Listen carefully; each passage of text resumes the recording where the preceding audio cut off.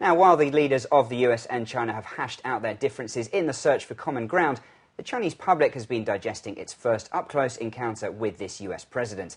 As BON's James Aitken reports, it seems initial caution towards a new US president is gradually giving way to tempered enthusiasm. Barack Obama's inauguration earlier this year was greeted with skepticism by China's state media. The China Daily said Obama would have to offer more than just goodwill and warned that the realities on the ground are more complex than presented by Obama.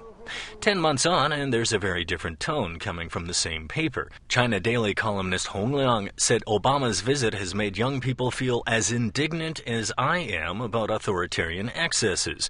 Liang went on to say that young people in China feel they can relate to Obama, as opposed to some stern-faced Chinese officials they have learned to dread.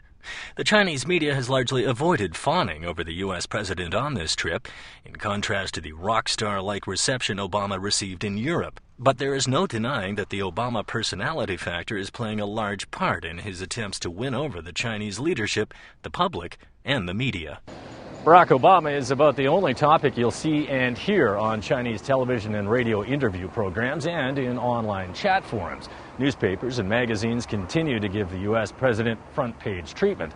Obama's official Chinese reception was typically reserved and polite, but in the Chinese media, there is a growing sense that this is a very different U.S. presidential visit and a very different U.S. president.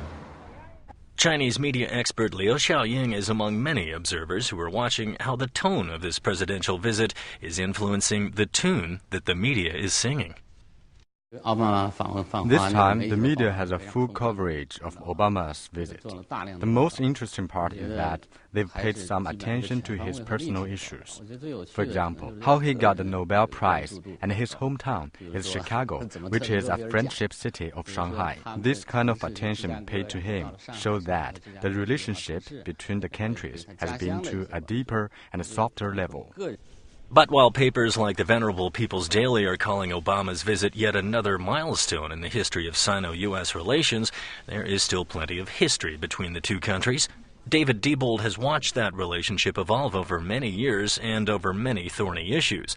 He senses there are still many gaps in public understanding in both countries and lingering suspicions in both governments.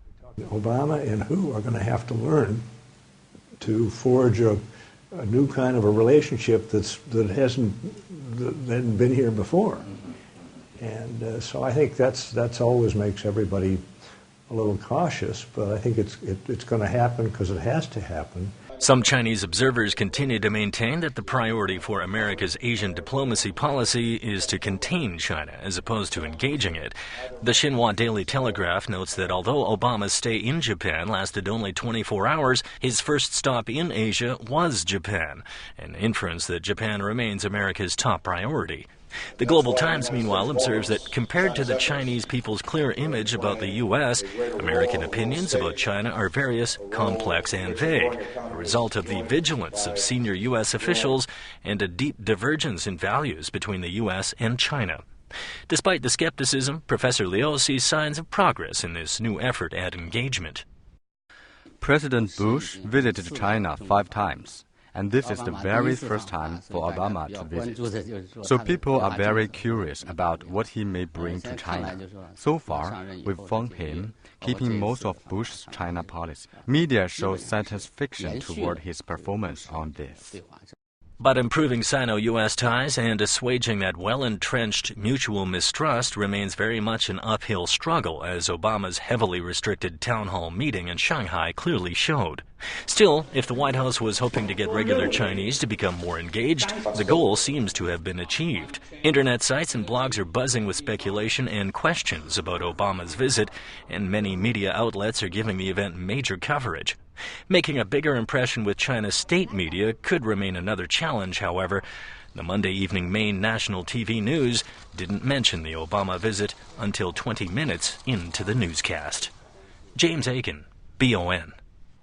Now, Hal, as we heard towards the end of James's piece there, the state media reports on television really not giving much emphasis to Obama, but we've seen a huge diversion, and that's really been the exception across the board here, and very different opinions, very different coverage, but a lot of coverage here from China. Absolutely. If we look at the Beijing news, they're putting a lot of the emphasis on the fact that this, the definition of a bilateral relationship really has taken on new meaning with this visit from President Obama.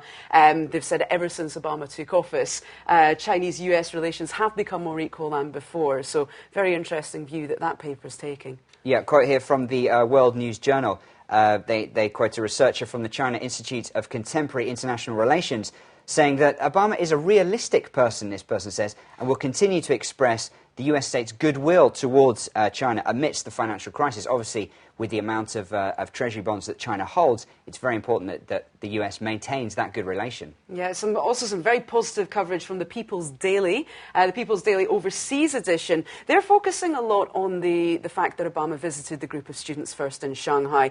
What's interesting here is the difference in coverage between the international press and the Chinese press. In the international media, they were focusing very much on the issue of censorship, which was brought up. But certainly in China, in the People's Daily, they're choosing to focus more on what a positive thing it was that Obama was talking with students, first of all, when he came to Shanghai, and really focusing on the positives that this initial town hall meeting came out with. And it really has been covered in different ways by the Western press and the Chinese press. The Western press focusing often on human rights and Obama speaking about freedom of the press. Now, that has been covered in certain areas, as we've heard by the Chinese media, but they've focused instead on other sensitive issues important to the Chinese people, such as Taiwan and Tibet. Absolutely. Stay with us. We'll be back after this with Question of the Day.